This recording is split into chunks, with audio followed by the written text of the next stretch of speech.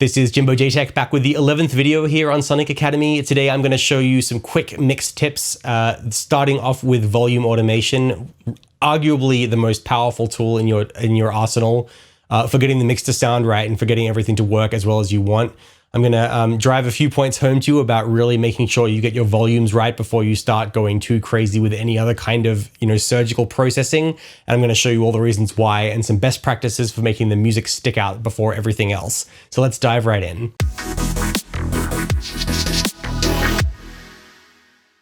All right, we're back. And in this video, we're talking all about volume. This is the first of a couple of mix videos where I'm going to go in depth about sort of the mix approach for this song. Far and away, the most valuable tool at your disposal for a good mix is volume. Generally, if there's a problem with your mix, it is invariably going to be because something is sticking its neck out too much or isn't coming through in the mix enough. There are two ways to think about volume in your mix. And the first is priority. And it's, sort of assigning mindfully the priority of every single element in your mix so that it's all sort of being presented to the listener in the sound stage, whether it's in their headphones or on speakers, in the right way. The second way to think about it is proximity to the listener. So when you turn something up and you're playing on speakers and you're ideally sitting in your studio and you're in an equilateral triangle with your speakers and you're in the perfect sweet spot, the volume makes things go in this dimension. So it sort of makes things, come closer to you and further away. And so when you start thinking about things like that, you also start to realize that things can very easily stand in front of one another or can be, accidentally obscured behind something else.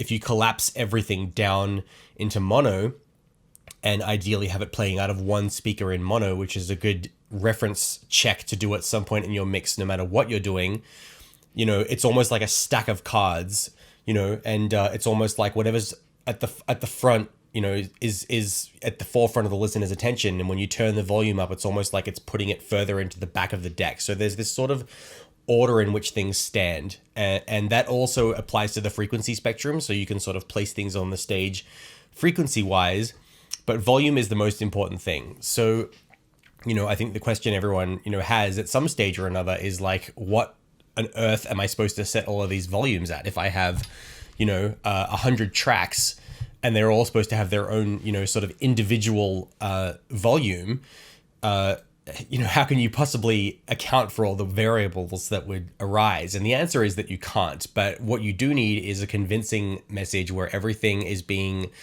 digested by the listener and everything is audible by the listener, and the listener isn't being sort of pushed away by any sounds that are sticking their neck out too much. So there's a number of questions we can ask ourselves about volume, and the first one is, where is the music? And I know that sounds weird, but this is a question that I definitely asked myself with this song, because like I said, things are forward and backward, in the mix, and things come forward and take a step forward on the stage. And, the ideal situation for your volume mix is that the music should be the most forward. And what we tend to sort of do, especially if we're not confident about our track and we're not confident about our own musical message, is we tend to actually take the most important part of the message and sort of push it to the back. And then some of the auxiliary stuff can actually be more forward. And we get this sort of like U shape where it's like, it should be sort of this round sound coming out of this, but instead it's sort of the other way around. It's sort of concave instead of convex. A couple of points here. Firstly, I am trying to get things pretty much right with the volume as I'm creating the track, so that when I get to this volume stage, I am just nudging things in the right direction. It shouldn't be a case of having to redesign the entire mix. What happens if you redesign everything from the ground up after you've created the song is that you tend to lose a bit of the original vibe of the original demo, and it's very hard to track down why. So that initial snapshot that you get, the initial balance of instruments that you have is important because it helps remind you, what the original sort of purpose of the song was. But then as far as identifying the music goes, there's the sense of, what sings out of the speakers the most and what has the most gravity and where is the message most importantly being told. So I'm going to play you the busiest section musically of the whole song.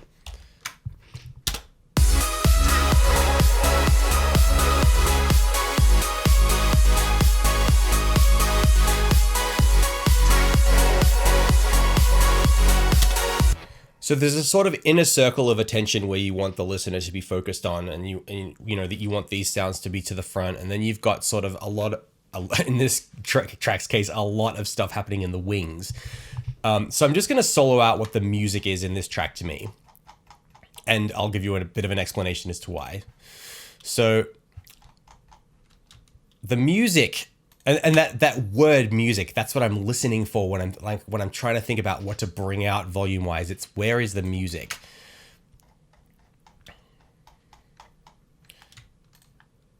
So I've soloed a couple of tracks here.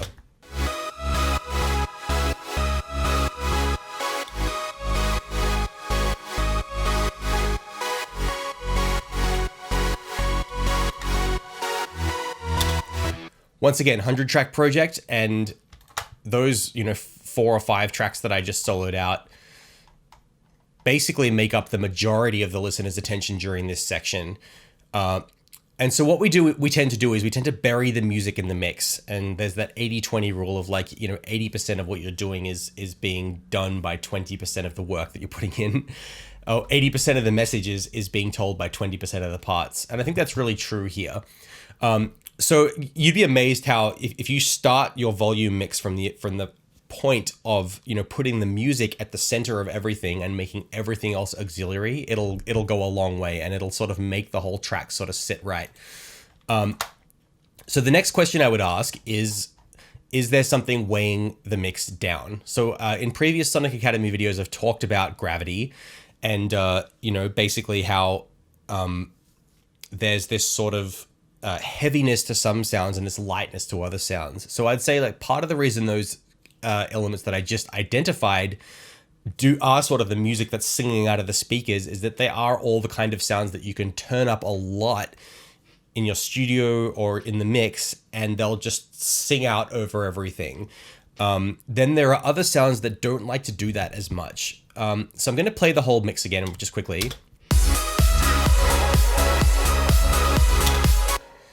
So there's this sort of sense, at the moment where, it's quite sort of light and fluffy, and the music is taking priority, and the kicks and the basses are in there, but they're not necessarily pulling the whole mix down. So if I turn these kicks and these basses up, this is a good example of how I feel a lot of demos that I get sent sound, because they are actually being weighed down a bit by the kick and the bass.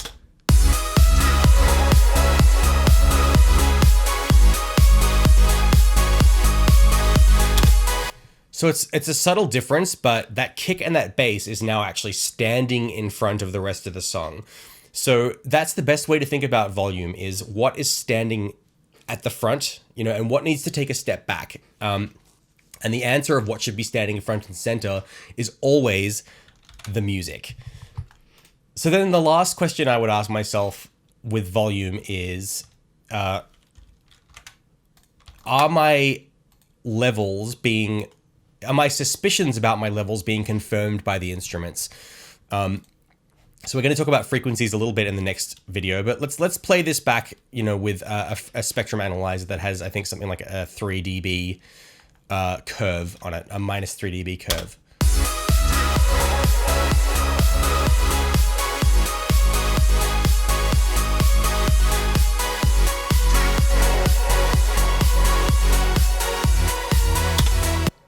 So I'm sure many of you have seen this kind of thing before, where we're looking at the frequency spectrum, and we're sort of using the frequency spectrum to confirm that things are where we want them to be. It's very easy to try and read a frequency spectrum like tea leaves and try and glean possible issues that might be arising with the mix.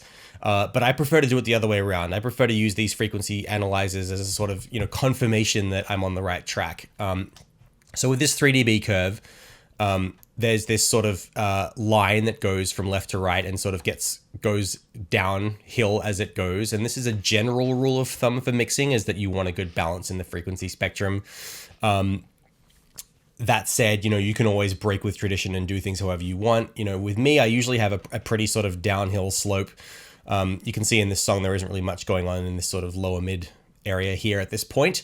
And then some of the main elements are I'm happy to have popping up and sort of sticking their necks out. And that's, those final leads, those high leads, you're seeing these pop through here.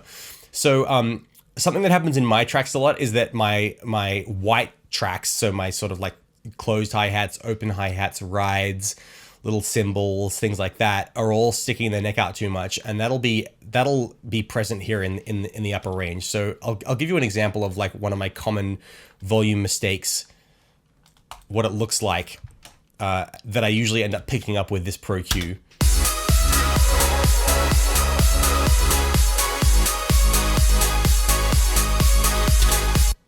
So, like I said, with my frequency graphs, and you can use Voxengo span if you don't have a dedicated, or anything with a spectrum analyzer is fine, really. But you can see now that my hats and my cymbals and things are actually starting to sort of, they're pulling the whole balance of the mix towards the top, because a balanced mix sort of has this nice slope to it, generally speaking, and so changing the balance of instruments, you can, if your mix is a little bit treble heavy, you can sort of, you might have to bump up the bass parts a bit and, pull back on the treble elements. But that's like one way of identifying things.